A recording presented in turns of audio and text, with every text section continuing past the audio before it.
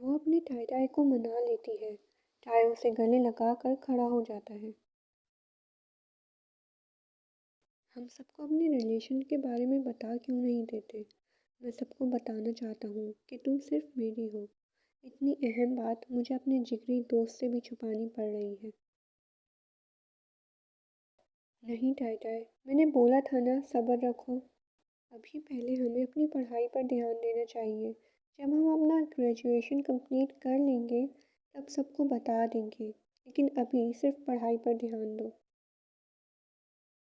मेरा ध्यान ही तो नहीं लगता पढ़ाई में मेरी जान। जब तुम मेरे सामने होती हो मुझे कुछ नहीं नज़र आता। उफ, बस बस मेरे मजनू। इसमें उसके कंधों पर हाथ रख कर बोलती है। मजनू? अब ये मजनू कौन है? अब बताओ सब इस टाई को कि कौन है ये मजनू। छोड़ो, किसी दिन फुर्सत से बैठकर बताऊंगी। या तो इन लड़कियों से पूछ लेना जो इस वक्त मुस्कुरा मुस्कुरा कर हमारा रोमांस देख रही हैं। लेकिन अभी चलो, मुझे देर हो रही है। मुझे सोना भी है। मेरी प्यारी सी नींद खराब कर दी तुमने। बिस्मा और तेहंग बाइक पर बैठते हैं। तेहंग, तुम्हें मुझसे ज़्यादा अपनी नींद प्यारी है। वायन, हाँ बहुत। ठीक है, अब कभी नहीं उठाऊंगा तुम्हें। बिस्मा तेहंग को पीछे से जोर से गले लगा लेती है। ओ मेरे टाई मजाक कर रही हूँ। तुमसे ज़्यादा कीमती और ज़रूरी चीज़ कोई नहीं है मेरे लिए। बहुत अनमोल हो तुम। सच्ची? रेहान मुस्कुरा कर वायन को देखता है। मुच्ची, अब चलो जल्दी, मुझे नींद आ रही है।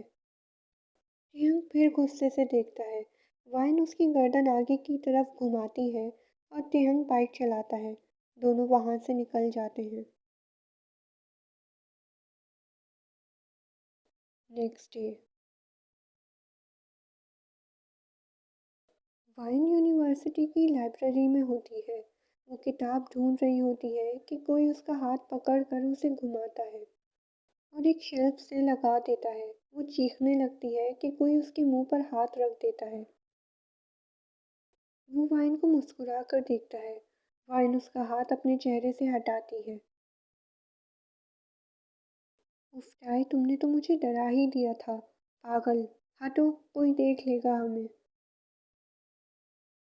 हाँ तो देखने दो, डरते हैं क्या हम? वो वाइन के करीब होकर एक हाथ शेल्फ पर और दूसरा अपनी कमर पर रखकर खड़ा होता है।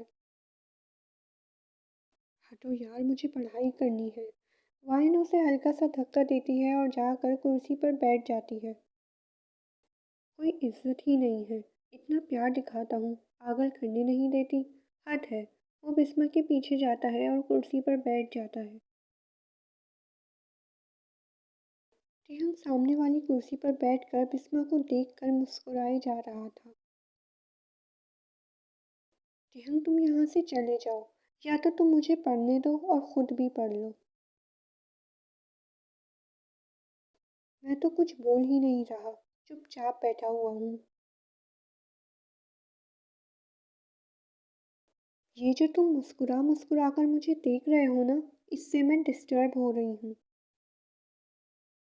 अच्छा, तो मतलब मेरे इस तरह से तुम्हें प्यार से देखने से तुम्हारे दिल में कुछ कुछ हो रहा है ना? रेहन तुम। और तुम लोग यहाँ हो? मैं कब से तुम लोग को ढूंढ रहा हूँ। क्या कर रहे हो? मैं तो पढ़ाई कर रही हूँ और तुम्हारा ये दोस्त मुझे तंग करने के लिए यहाँ बैठा है। वो टेहंग को घूरती है। अरे तू फिर शुरू हो गया। कब इस बेचारी को तंग करना छोड़ेगा तू? जब इसकी हटती है मुझे बड़ा मज़ा आता है। वो हंसकर बोलता है। आहिस्ता बोल, लाइब्रेरी में बैठे हैं हम। वो टाई को खामोश करता है। तू बाहर जा और इसे पढ़ने दे सुकून से, और दोबारा तंग नहीं करना। अच्छा जा रहा हूँ। तू नहीं चल रहा? वो खड़ा होकर पूछता है। नहीं, मुझे अगले सेमेस्टर के लिए बिस्मा की मदद चाहिए। वो करके आ रहा हूँ, तू जा। अच्छा ठीक है, तुम दो पढ़ाकू पढ़ाई करो, मैं चलता हूँ। वो वहाँ से चला जाता है।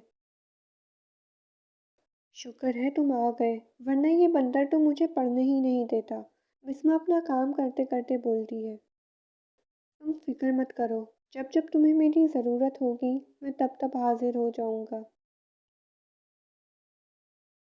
बिस्मा मुस्कुराकर उसे देखती है और फिर से अपना काम शुरू कर देती है।